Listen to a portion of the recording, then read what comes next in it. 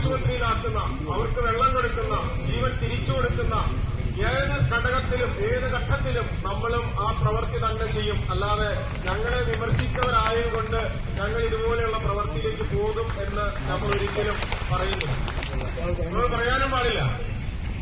കാരണം ഈ രീതിയിൽ വിമർശിക്കുമ്പോൾ വിമർശനങ്ങളെ വകവെക്കാതെ, ഇവിടെ പ്രസിഡന്റ് പറഞ്ഞതുപോലെ വളരെ രൂക്ഷമായ കാലാവസ്ഥ, അത് വഴിയിലിറങ്ങുമ്പോൾ അല്ലെങ്കിൽ കാട്ടിൽ പോകുമ്പോൾ മലയിടിയുമ്പോൾ ഒക്കെ നമ്മൾ നിസ്വാർത്ഥമായി കാണിച്ച സേവനം, ഒരു പരാതിയുമില്ലാതെ നമ്മളുടെ ഇന്ന് വയനാട്ടിൽ ഇന്നിവിടെ ഈ ദിവസങ്ങളിലായി 1000-ലധികം നമ്മുടെ പ്രവർത്തകരാണ് ഈ ആത്മാർത്ഥമായ ഈ ത്യാഗസന്നദ്ധത ഇവിടെ പ്രകടിപ്പിച്ചത്. ഇത് വളരെ ആശ്വാസമാണ്. തന്നെയുമല്ല, ഇവിടുത്തെ റവന്യൂ ഡിപ്പാർട്ട്മെന്റ്, കളക്ടർ, ആർമി കഴിഞ്ഞ ദിവസം ഇന്നലെയും ഇന്നുമൊക്കെയായി നടത്തുന്നത് SDPIയുടെ വാളണ്ടിയേഴ്സ് മാത്രം മതി എന്നാണ് പറഞ്ഞത്.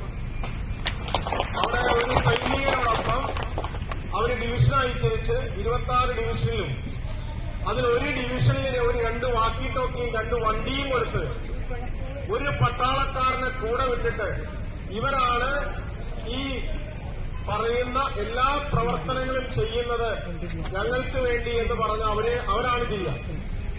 ആദ്യമെല്ലാം ഇങ്ങനെ മാറ്റി നിർത്തിയിരുന്നു.